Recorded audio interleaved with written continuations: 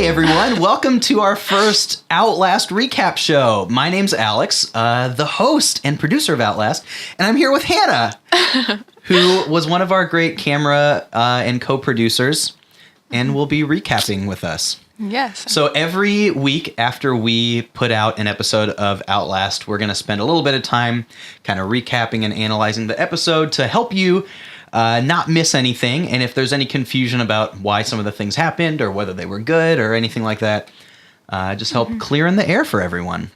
So today we are recapping episode 1 of Outlast. I haven't decided if I'm going to title them yet. Ooh. So I don't have a title for it yet. In Real Survivor, the title of every episode is a quote from the episode. So I think that'd be pretty cool. Fun. You should. Yeah. There are some good quotes. There are some good quotes. To be named later. Maybe, I think we've got a plan. I think it'd be a cool one. But anyway, it may have a name. Mm-hmm. Hannah, give me your overall thoughts, the big things that may have stuck out from the episode before we kind of line by line it. Okay. Well, there are some big surprises in this episode. Oh, yeah. It definitely didn't go at all the way I thought it would. Mm-hmm. The students were all smarter than I thought. They played really smart. Yeah. I mean, they caught on very quickly. So there are a lot of big surprises. You really don't know how it's going to turn out. I mean, until it happened, it was just full of surprises. Yeah, my favorite thing about this whole thing was how well everyone played and how quickly they caught on, like you said. Yeah. People played hard and really well in a way that, I wasn't expecting. I was hoping for, but I really expected there to be a lot of I don't know, vote me out. Yeah. I don't care. And there was none of that for the whole series. So it's great.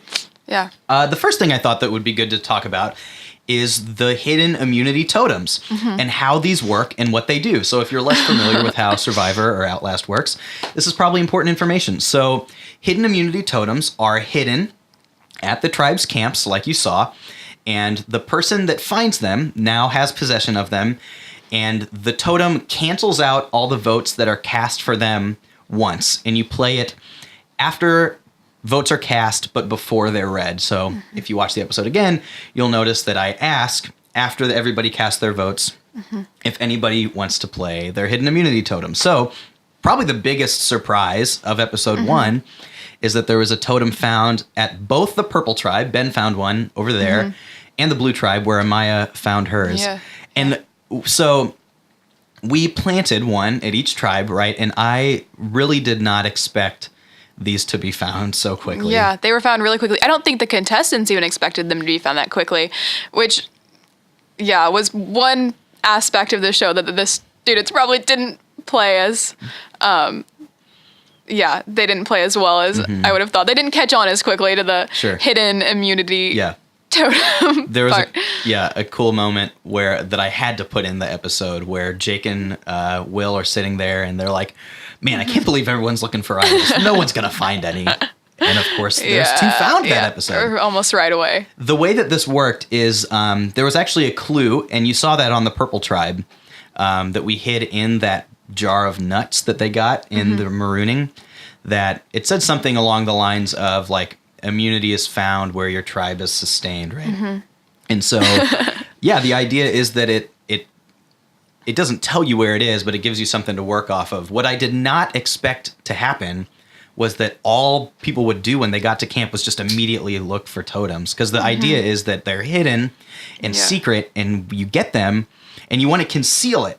Because now this becomes like a powerful thing. Yeah. It's like your secret weapon. But that you can pull out on someone without them knowing. But both people at both tribes, they found it in broad daylight and really made no attempt to conceal it. Yeah, that was one aspect of the game that they took a little longer to catch on. Sure. Didn't really, I don't think they understood it was supposed to be hidden. Right. And they were such that they were in places that Will said it's hard to conceal it. And that was by, by design. But I think looking at both of them, so I wasn't physically at either camp when it happened, but Ben's maybe wasn't the best calculated idea that when the rest of the tribe was sitting there talking about the idol, that he goes and grabs the idol, So that wasn't great, and would have been hard to conceal. But Amaya, it seemed like she had it, and then kind of was like, well, look at this thing, And so I totally understand in that moment.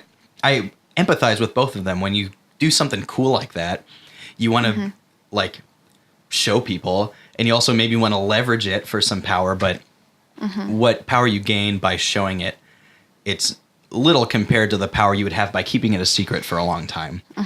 But it was still cool to see two idols now, totems that is. This is a church thing, so we're calling them totems, even though people say idols too. Yeah. It's cool that there's two totems in the game now. And yeah, they were found so quickly, which is so shocking. Yeah, I really, really did not expect them to be found this early. Yeah.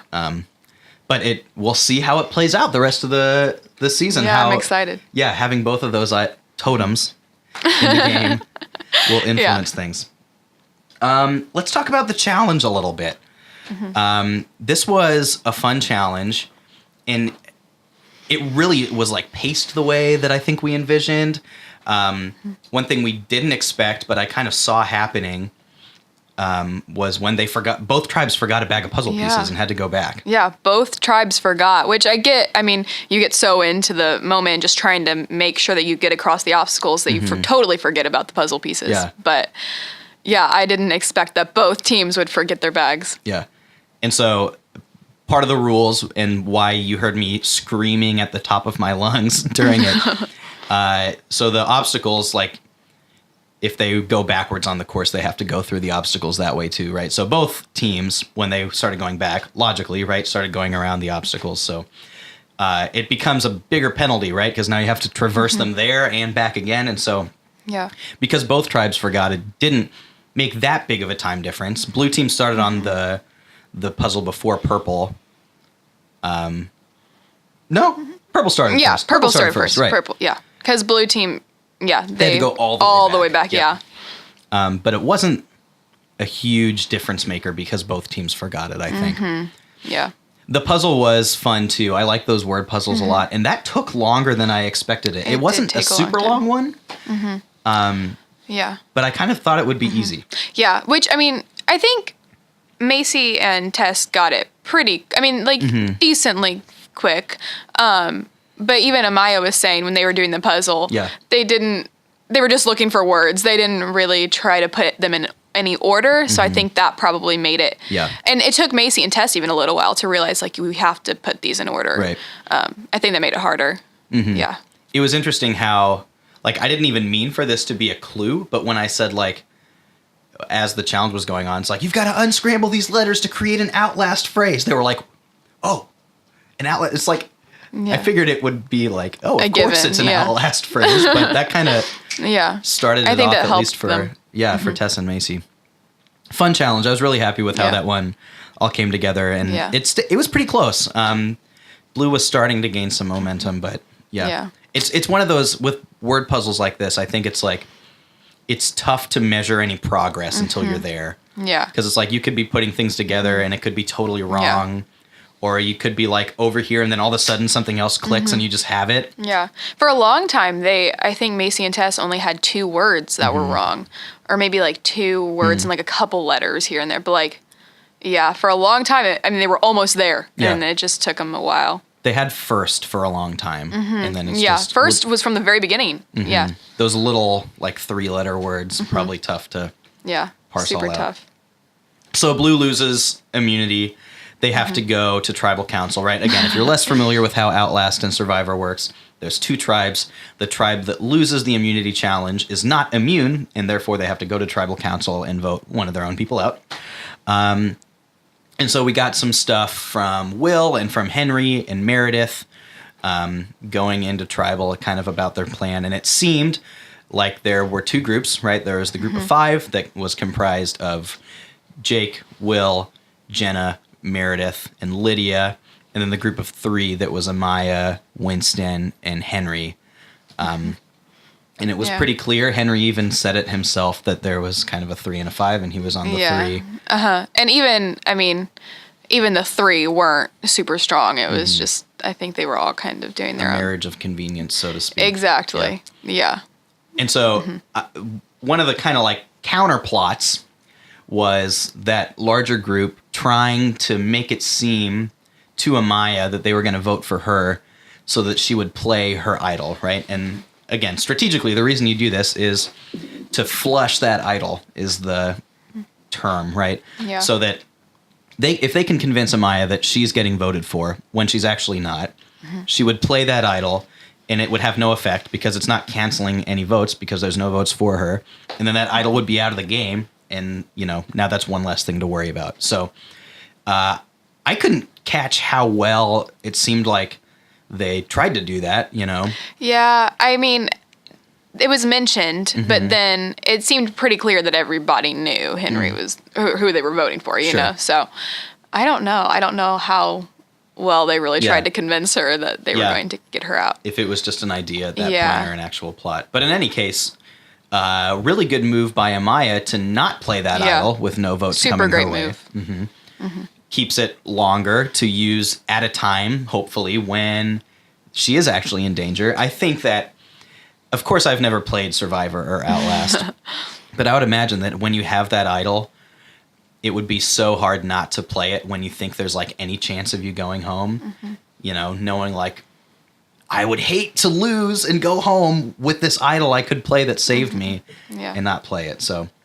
big move early on for her to not play the idol and hold on to it and keep it for another time.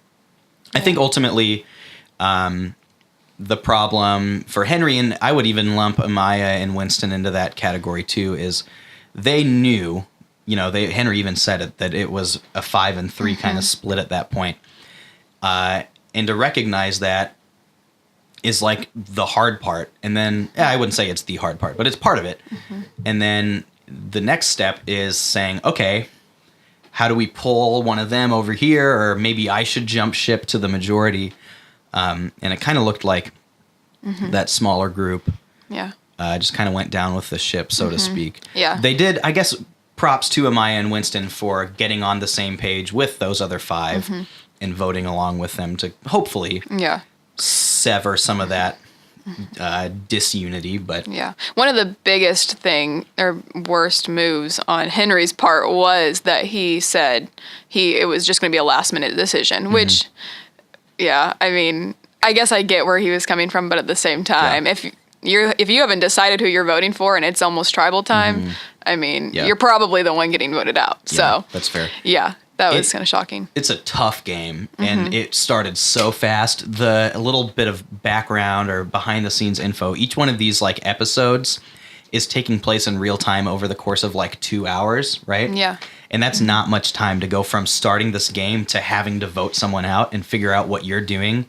And so, I think Henry did a great job of being there, being around the tribe, trying to get on the same page. I don't think it happened. I think he spent some time looking for a totem and even mentioned in an interview that didn't quite make the cut about, man, if I can find a totem, that would be helpful and keep me around. But at that point, it had already been found. So tough luck for him. I know. But he was just put in kind of a rough spot. Yeah. But anything else that we didn't get to that's worth mentioning? I don't know. I mean, I was super impressed, especially at the tribal council, the way that they all came together. I mean, they were all on the same page. Yeah, that's true. Every single one of them besides Henry voted for Henry. So, I mean, it was unanimous. So I was impressed with how well they played that. I didn't expect that at all. So that speaks, I kind of said it already, but that's good for Amaya and Winston to not, fight a losing battle, but kind of jump ship and join the winning side in that case. Exactly. So. They recognized and they did something about it. So that was awesome. I don't know if there's anything else to... Cool. I think we handled it pretty well. Episode 1. Yeah. Cool. So subscribe to our YouTube channel if you haven't already. Every Sunday, right after the 6th, the full version of that week's episode will go up online. And right after that will be our recap. So you'll want to subscribe and not miss any Outlast, or be at the 6th and you can see it live there too. And if you're at the 6th and you're watching this afterwards because you didn't understand things, great. That's what this is for, to kind of help clear the air. So good stuff. Thanks, Hannah. No problem. Thanks. All right. See you next time.